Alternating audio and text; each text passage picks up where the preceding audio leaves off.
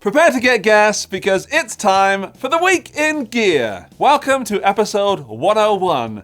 That is 101 episodes of me enabling your gear acquisition syndrome and you enabling mine in the comments. Now that is what I call teamwork. The first twig after NAMM is always a strange one, and I will say that if I was a company releasing gear, I wouldn't wait until a few weeks after the NAMM show to do it. So we might have a little bit of barrel scraping this week, but also my pick of the week is something that I know is going to make me smile when I plug it in. Possibly too much. So, this week, Gibson puts a hefty price tag on 2 magnets and some wires. Fractal Audio completely changes the digital plug-in game, maybe. And Behringer clones one of the most chaotic, expensive pedals on Earth. This episode is sponsored by Radial Engineering and their tone-saving boxes of desire. We'll get to that in a bit. But first, let's kick off this week's most exciting guitar gear releases with the company that seems absolutely determined to weaponize our nostalgia. Gibson has decided that selling you a $50,000 replica of the most famous Les Paul in the world wasn't enough. Now they are letting you buy the engine out of it. This is the Gibson Pickup Shop Aged Greenybucker set. Note the aged. Now, they released the standard Greenybuckers a short while ago, but this is the custom shop Murphy Lab aged version. These are built to the exact specifications of the Holy Grail patent applied for humbuckers, even though, well, that's another story. Currently, those pickups are residing in Kirk Hammett's Greeny Les Paul, the same guitar previously owned by Peter Green and Gary Moore. Gary Moore. So, what makes these so special? Well, it's all in the neck pickup, and it has the reverse magnetic polarity, which, when you have the toggle switch in the middle position, it creates that iconic, slightly hollow vocal out-of-phase tone that made Peter Green's tone legendary. They are unpotted, built with Alnico 2 magnets, and feature asymmetrical coil windings to capture that dynamic, touch-sensitive vintage feel. They're running at about 8.3K in the neck and a slightly hotter 8.7K in the bridge, if those numbers mean something to you. And because it's the Murphy Lab, the double black bobbins and nickel covers have been meticulously aged to look like they spent the last 60 years sweating in blues clubs and several years surrounded by too many wah-wah pedals. Here's the catch. Gibson is only making 100 sets of these worldwide. And the price? Well, they're landing at around 450 notes. Yes, that is a staggering amount of money for 2 magnets and some wires. And what is the sonic difference between these and the non-aged, non-limited edition versions, I hear you cry? Well, as far as I can tell, nothing. Gibson has marked up the pickups purely as collector's items and aesthetic choices on the surface, but I think it goes deeper. Ow.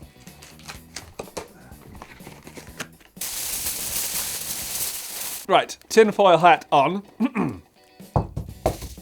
If I wanted to increase sales on the regular Greenybucker pickups, which go for about 300 notes, I would release a version that is slightly more special, but with, well, more expensive, like around 50% more expensive.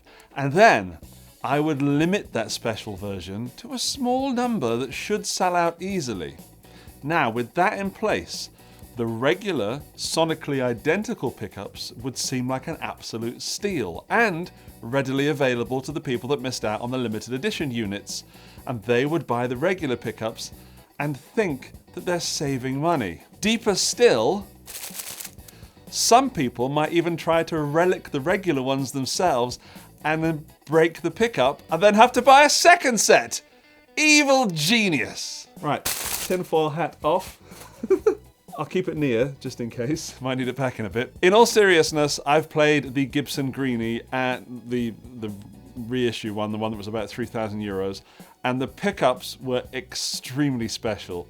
And I love Alnico 2 pickups, so I think Gibson's plan might actually work on me at some point. Dang. Okay, usually I'd have a little graphic come up and I'd tell you where the gasometer is sitting on this, but I find this price tag so ridiculous that my wallet wouldn't even make it out of my pocket. So, for the first time ever, no gasometer.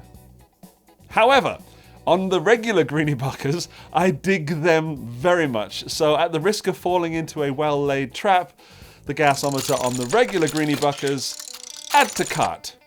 Dang it. From ancient magnets and vintage wire, we take a violent left turn into the digital future.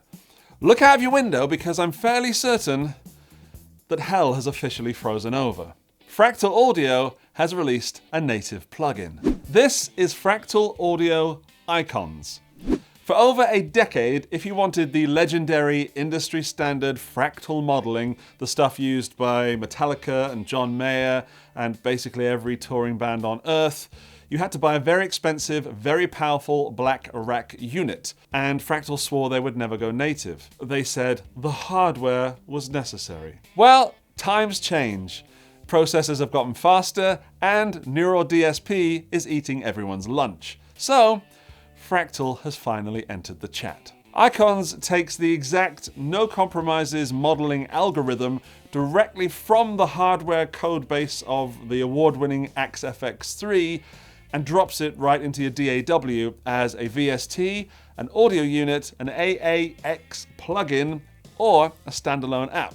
No hardware required. But instead of giving you all 300 plus amps at once, they are releasing it in a themed series. And the first drop is the Fullerton collection, focusing entirely on classic American Fender style amps. Now, you can buy the individual volumes if you only need specific tones, but I think the real play and the real marketing thing here is the Fullerton Complete Package, which bundles all 4 volumes together at a discount, giving you 36 amps, 13 Dynacab HD models, and over 40 studio effects. Let's break down exactly which amps you're getting across the 4 volumes. Volume 1, Deluxes and Prince Tones. Now this covers your iconic Edge of Breakup Grit, featuring the Deluxe 6G3, the Deluxe Tweed, the Deluxe Tweed Jumped, the all the Tweeds. No, all the Deluxes. The Deluxe Verb Vibrato alongside a Princeton 5F2 and Princeton AA964. Whew, that's a lot of info. That's a lot of amps. Volume 2 is Bass Guys and More. So if you want the raw Tweed style saturation, which I do, the volume is stacked. It includes the 59 Bass Guy, the Bassman, which is bright, normal, jumped, and reissue jumped. The aggressive 65 Bass Guy, which is the bass and normal channels, plus the 6G12 Concert, the Band Commander, and Dweezil Zappa's Bass Guy. Yes. Volume 3 is the Vibras and the Supers. For the lush cleans and the cavernous punch, this packs 9 amps, including the 6 G4 Super, the Superverb Normal, and 3 distinct versions of the legendary Vibrato Verb. Not stopping there, Volume 4, Doubles and Champs, Champlifiers. I love what they've done there. This brings the heavy hitters of the tiny studio terrors. It includes the 5F1, which is the Tweed Champlifier, the standard and the Eric Clapton versions, the massive 5F8 Tweed Double, which is bright, normal, and jumped, and the Double Verb, which is normal, vibrato, and silverface, and a bonus Junior Blues. That's a lot of amps, and even I confused myself and lost track of what was going on there. I think they've covered most grounds with the Fender amps. There's a few missing, but not many. Not many of the big ones. Anyway, what I do like about this plugin is that the interface looks pretty idiot-proof, with a design that sort of gives you the visual clues of the real amps without the clutter of a messy user interface. But it does look a little low-tech when comparing to something like Neural DSP's beautiful graphics and all those pretty colors. But maybe this, Icons, is what the guitar world needs, because I've often spent a little too much time staring at graphics rather than playing the guitar when using plugins. The individual volumes land at 99 notes each, but the Fullerton complete package gets you all of those 36 amps for a discounted 299 notes, depending on where you are in the world. Regular pricing in your region available at the links in the video description. Now, for that price, you can finally have the Fractal algorithm running natively on your laptop, and maybe the plugin wars have officially reached DEFCON 1. The Gasometer is a resounding add to cart. If you record guitars at home, you basically have to try this, which takes me to a complaint. There is no trial. The only way to experience Icons is to buy it, and for me, in a world of very competitive ways to spend your money, this is a mistake from Fractal. There should be a 14-day trial at least. This week's sponsor is Radial Engineering, and they make gear that makes your gear sound more like your gear. If you're running your beloved guitars and pedals through amps and you're running long cables through stages, or if you're recording or playing gigs where you have to send signals to a mixing desk, how do you keep that signal pristine? Well, you could try something from Radial Engineering like this Big Shot ABY. This is going to help me in the studio switch from one amp to another seamlessly and keep the signal sounding the same. So let's say I want to switch from my Rev D25 over to my Marshall JTM Studio. All I have to do is use this rather than take the cable from one and put it over to the other. And if you have more than one amp and you want to keep your hands on your guitar, this is the way forward. I am really looking forward to using this in future videos. It's going to make my life a lot easier. So a big thank you to Radial for sponsoring this episode of The Week in Gear. You can find out more information at this link just here that Victor's going to put on screen, but I'll also put a link for you in the video description. Now, back to the show. Okay, back from the digital realm, we are heading into pure century-old wood and wire. And funnily enough, we're back with Gibson. Gibson is celebrating 100 years of crafting flat-top acoustics this year. Well done, Gibson. To honor the milestone, they have launched the original collection, which is bringing back 3 of their most iconic acoustic models from their golden era. It's a very Gibson thing to do. Instead of doing a one deep dive, we're getting 3-for-1 deal on this, so here they all are. All 3 models are handcrafted in Bozeman, Montana. I think that's how you say that, correct me if I'm wrong. And they are leaning heavily into vintage accuracy, but with some modern reliability. Let's break them down. Number 1, the J160E Original. If you know the Beatles, you know this guitar. Originally released in 1954 as an early acoustic electric hybrid, this new version makes a critical upgrade. They've ditched the old laminated tops and the ladder bracing for a solid Sitka spruce top with scalloped X bracing, giving it a better chance of sounding significantly better when unplugged.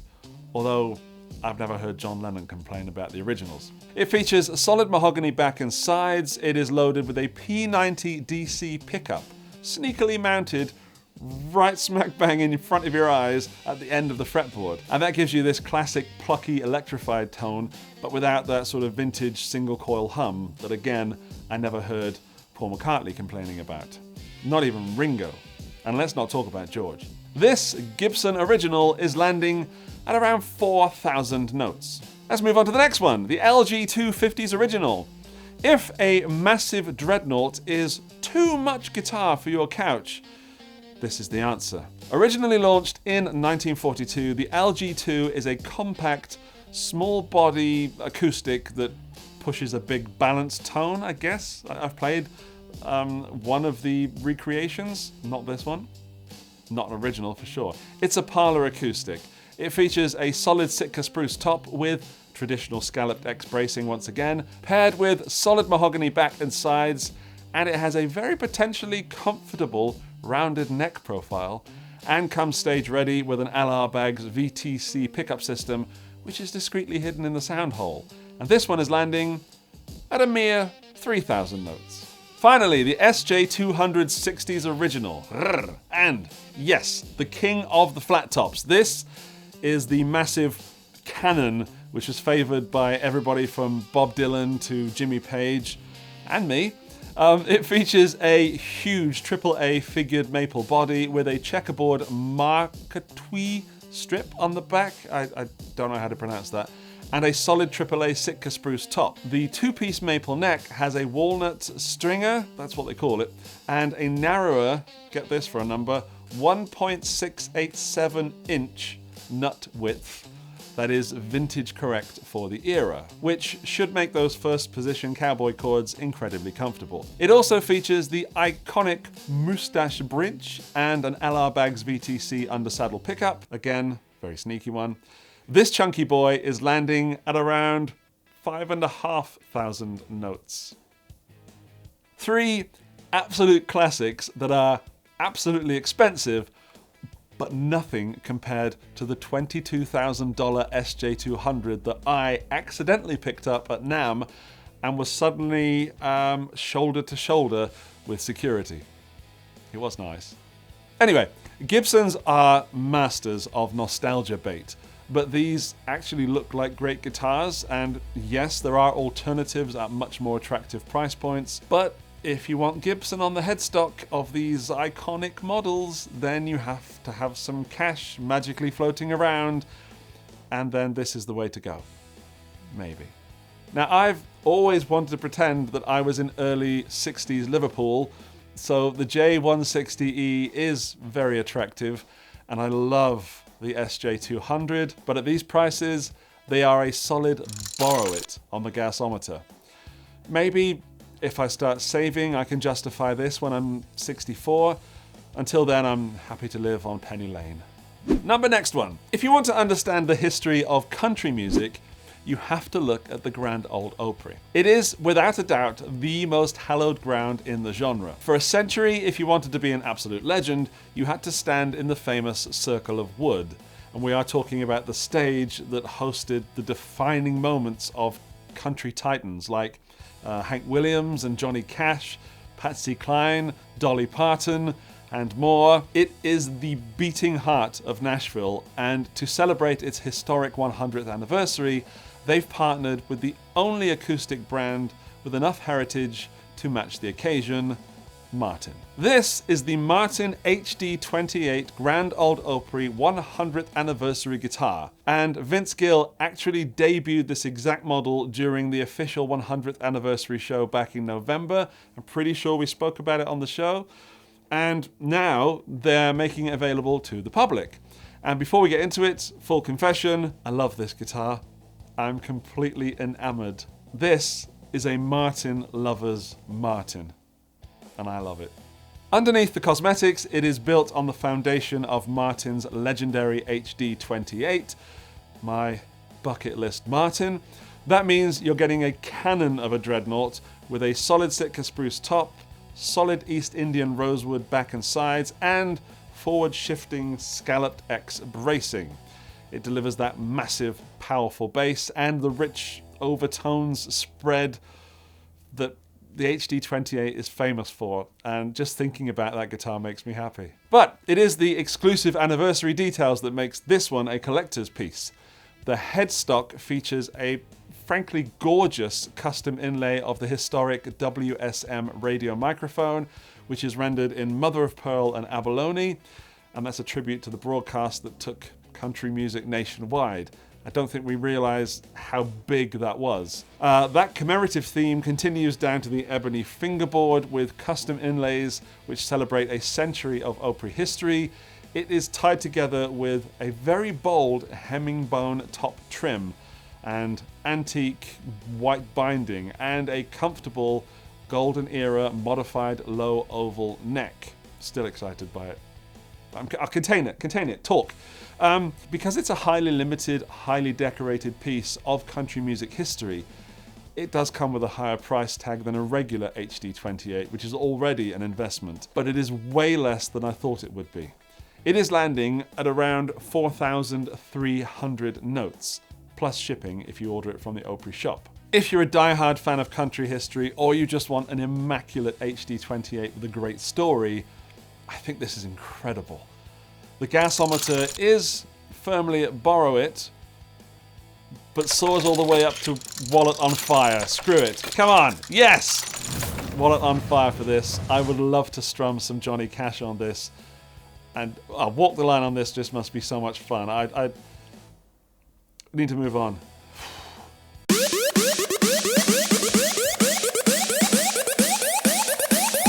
Andy's Pick of the Week. And finally, we have arrived at my pick of the week. For this one, we have to talk about unicorns. In the late 90s, a UK company called Lovetone made some of the most complex, chaotic, and inspiring guitar pedals ever conceived. They were huge, they were confusing, and today they cost about as much as my first used car. The most terrifying of them all was the Ring Stinger. And now, the mad scientists at Behringer have decided to clone it. This is the Behringer Ring Stinger, or the Behringer Ringer Stinger. Behringer Ringe Stinger. I should have spent more time on that. If you look back at the original Lovetone Ring Stingers on Reverb, it's still funny. They are regularly looking at, well, you're regularly looking at prices north of $1,000. It is possibly the holy grail of weird noise. And Behringer claimed to have meticulously recreated the entire analog circuit. So, what actually is it? Well, calling it a ring modulator is a massive understatement. It is essentially an analog synthesizer for your guitar. It combines a classic clangorous ring modulator with a vicious spitting octave fuzz. Yeah? Now you're interested. But it doesn't stop there. It features an onboard VCO, which is a voltage-controlled oscillator, and an LFO, which is a low-frequency oscillator with multiple waveforms, which allow you to sweep and modulate to the chaotic frequencies that it generates. To put it in simple terms, it makes your guitar sound like a broken Dalek, or a dial-up modem, or a broken Dalek fighting a dial-up modem with a fax machine, or an enormous vintage synth tearing holes in the fabric of space and time. It is simply one of the most unusable pedals for most genres of music. You get an absurd amount of control with knobs for the VCO shape, the LFO rate and depth, and a massive rotary switch to select the mode. It's huge. It even has expression pedal inputs, so you can sweep the parameters in real time with your foot, just like the original. Is it practical? Absolutely not. You will not use it in your dad rock covers band. It is loud, it is unruly, and it is glorious, and I love it. Oh, and the price? Well, it's Behringer. So the original costs thousands, while Behringer is bringing this absolute chaos engine to the masses for around 100 notes. For that price, just for the sheer joy of terrifying your neighbors and annoying your bassist, this is an absolute masterpiece, regardless of what you think about Behringer. And that is why the gasometer is firmly at wallet on fire. Whew! Steamy and smoky. And money where my mouth is, I just bought one. For $100, I will have at least a few months of fun with it before I can give it to one of my kids, who will hopefully have more weeks of fun with it and confusion for sure, before they either write a great song or they pass it on to the next freak. Just a note, the prices next to the flags and everything that show up on screen during every episode are always approximate, but so I can understand how accurate we are, it would be great if you could click on the links in the video description of your favourite product this week and post a comment of the price in your part of the world. That would really help. Thank you. Speaking of thank yous, a huge thank you to the Patreon supporters scrolling past my face right now. Hello there! And a huge hello there and thanks to the YouTube members who are on screen right now also. You total legends, all of you. And as always, a special shout out to the top tier members. And if you would like to join them, there are links to that in the video description also.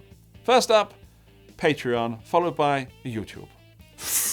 Antonio Cruz Barreto, Buddha Blue, Boom Shakalaka, Buzzle, Dirk, Doug Paget, Jindrik Strelka, Johnny McBadminton, Kultur Matt, Mike Lute, Andrew Morgan, Darius Lives, Gary O'Neill, holy moly, that's 8675309, Josh Tamberg, Man Dude Bro, PQ Deads, Robin Callie, Sarang Narayan, and Southern Panda 33.